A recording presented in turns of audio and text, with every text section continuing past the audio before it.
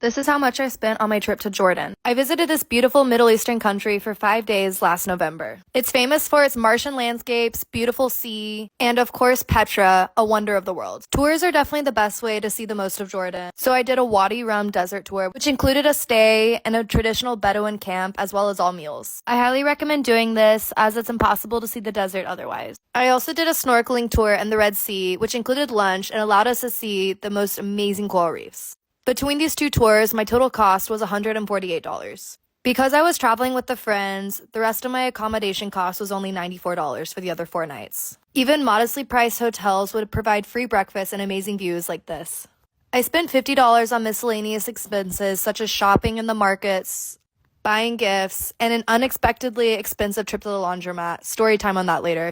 I spent $127 on food and drinks, which was really low because a lot of our meals were included from either the hotel or tour companies. We even tried some of the most expensive restaurants when we were in Amman. One of my favorite things was all the free tea we would get everywhere. I spent $77 on transport, which included 2 long-distance taxis, lots of little Uber rides in Amman, and a very perilous public bus journey that made my friend over 3 hours late to her remote job. Flying to Jordan from Europe cost $228 round trip, and that brings me to my last expense, the Jordan Pass. If you buy this, it waives your visa fees on arrival, and you also get free access to a lot of different attractions around the country. We paid for the option that gave us 2 days entry into Petra, which is definitely what I would recommend because 1 day is definitely not enough time to see everything. So this brings my trip total to $833 or $167 a day.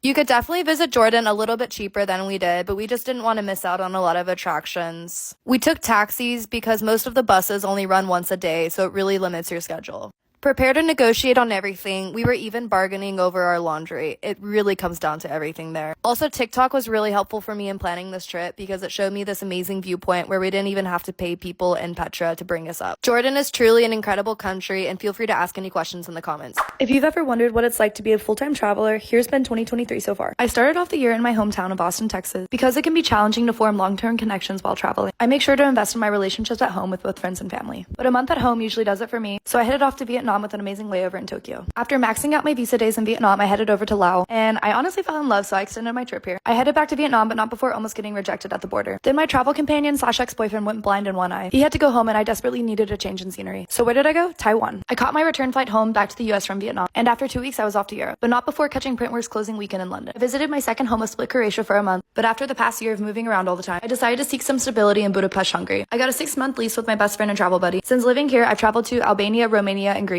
but mostly I've been enjoying some time in one place. I have a gym membership, I've gotten to focus on work and make some local friends. But now that summer's winding down, I'll be heading to Oktoberfest this weekend and to Portugal later this month. If you're interested in the long-term travel lifestyle, my top tip would be to listen to yourself. After moving around constantly since graduating college last year, I was really ready for some stability. But I'm definitely getting antsy, and as soon as these 6 months are up, I can't wait to go travel more. It's definitely not a lifestyle for everyone, but it's been really working for me. So be sure to follow my page for tips, tricks, and overall experience. Oh wow, this Hilshi has been everywhere. I mean, I think many people might be traveling a lot or at least wanting to travel this much. I think is the only thing that you actually spend money on, but you get so much from it. You get so many good memories, photos, time quality with your friends, and all the knowledge and being around with different cultures, and then just knowing how the countries live. And I find it amazing. I find it so amazing and cool, the fact that people can have money and be able to travel away. You know, I know some people might not have the chance, unfortunately,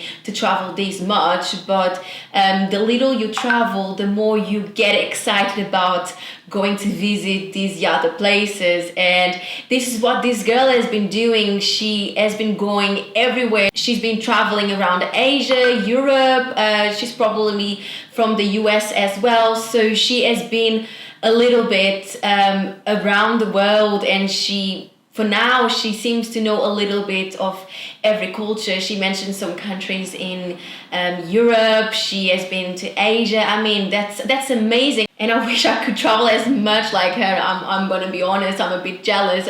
But, you know, if you are as organized as her, you might find yourself with the dream holiday and not spending as much money. She is giving us some tips how to look for places, and if you're traveling with friends, sometimes it might be cheaper, especially with the accommodation. If you guys are sharing a place to stay, I'm sure that can reduce the cost of the staying and the whole trip. I think sometimes flights can be the most expensive, especially if you're flying somewhere really far. But if you're looking for food and places to stay, that is also things that you can manage, right? And then even if you're taking your friends, you guys can have a great time, have loads of memories, take loads of photos. The landscapes were so beautiful. You got sky, and you've got like the water and the fish and the boat trips and the desert and just the city breaks. I mean, it's just like a little bit of everything. They're like whole different trips, but they're all amazing in their own way, and I am so amused by her experience, by her videos. I mean, I'm really touched, and she's probably convincing me to look for somewhere else to go next summer. Sometimes you just don't have to think too much, just book a trip, don't think too much about the money. Sometimes the low budget trips, they are the best, and just book the holiday and have fun.